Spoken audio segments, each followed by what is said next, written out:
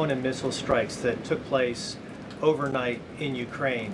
General Keith Kellogg, the president's special envoy, has described these attacks as egregious.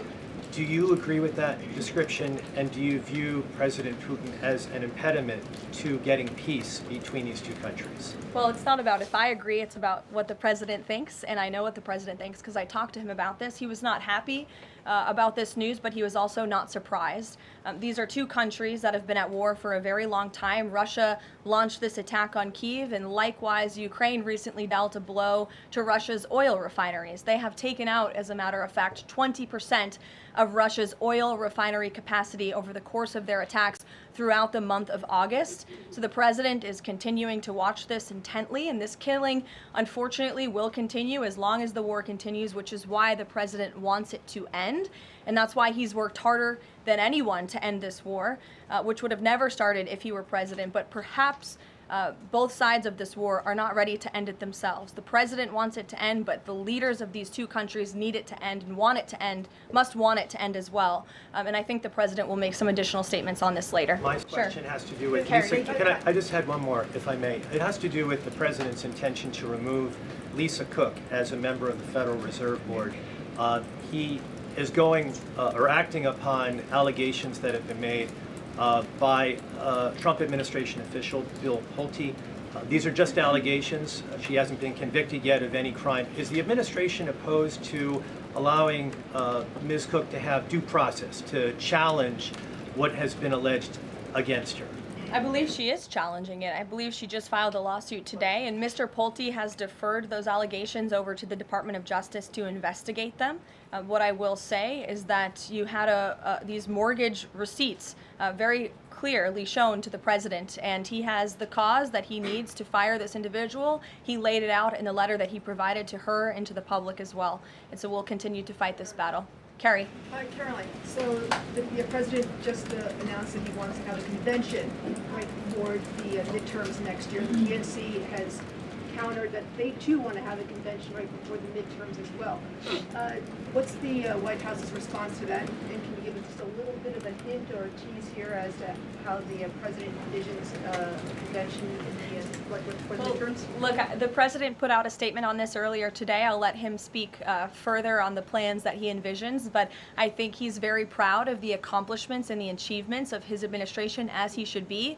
The most secure border in United States history, a crackdown on crime here in our nation's capital, an attack or a reversal of the attack on our energy industry from the previous administration. As I just pointed out to you, gas prices today, this Labor Day, are the lowest they've been since Labor Day in 2020. Our economy is bringing in trillions of dollars in revenue from all over the world again. So there's so much for Republicans and for the president and for Americans across the country to be proud of, and I think the president wants to see that celebrated. But for any further details on this as they come, we'll provide you with them. Iris. Thank you, Caroline. Two questions on the shooting. What's the administration's message to some concerned parents across the country who might be now worried about their kids' safety in light of the latest incident? We completely and totally understand the concerns of parents across the country. This tragedy it's heartbreaking. As a parent myself, there are no words to describe just the heartbreak that these families must be enduring, which is why the president and the first lady have encouraged everyone to continue to pray for these families and these victims. And it's why this administration is focused on removing public safety threats from our communities. And in fact, I can share with all of you that last night in Washington, D.C., when arrests were being made, there was an arrest of a juvenile right here in D.C. in Ward 7 for threats to kidnap and injure, receiving stolen property, possession of a large capacity feeding device, unlawful possession of firearms and ammunition.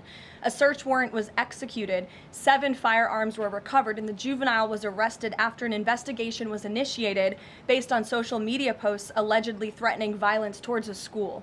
So this was a juvenile who was a risk to not just himself, but the community here in Washington, and he was removed from the community last night because of the law enforcement efforts of this administration. And I would also point to the statement of our wonderful First Lady that she released yesterday. She wrote, "The tragic mass killing in Minnesota illuminates the need for preemptive intervention in identifying school shooters. Early warning signs are often evident, with many individuals exhibiting concerning behaviors and making violent threats online prior to their actions. We encourage all Americans, as the old saying goes, if you see something, say something. If you see warning signs or threats, report it to law enforcement." This administration, federal law enforcement, will take those reports and those threats seriously. They will be treated as a law enforcement emergency, and we will act accordingly. And on the First Lady's statement, would the administration consider ramping up resources on these fronts to parents and schools across the country to help them look into these signs and prevent more tragedies? It's a very fair question, Iris. As for any potential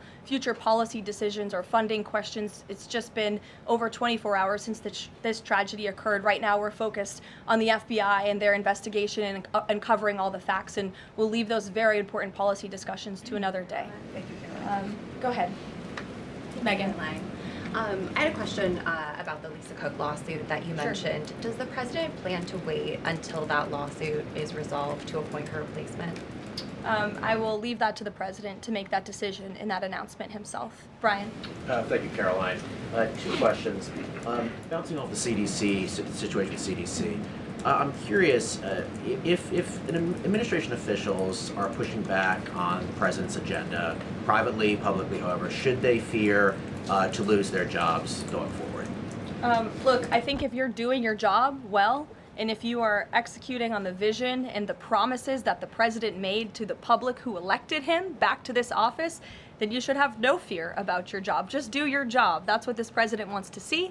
He wants to see people solving problems. He wants to see the people who have the privilege of serving the American taxpayer and the federal government abiding by the wishes of the American taxpayers who overwhelmingly reelected him in this cabinet to make America great again, or in this case, make America healthy again. On the Intel deal, where the U.S. got a stake in that company, there's two things I want to ask about that. The first is, what did the U.S. get back in return for that deal? And the second thing is, what are the future plans for giving any form of money to another company? It could be through the CHIPS Act, like this deal, or some other form of funds. What are the plans there by this White House administration? Well, look, as you know, Brian, very well, because you cover it often, the Intel deal is still being ironed out by the Department of Commerce. The T's are still being crossed, the I's are still being dotted. It's very much still under discussion. But the president's thinking, I can share with you, is certainly to ensure that the United States government is making our country wealthy again and is benefiting from some of these deals. And it's a creative solution. I know it's outside the box thinking, which is uncommon in this city, but it's something that he proposed and something that the Secretary of Commerce is working on putting into action.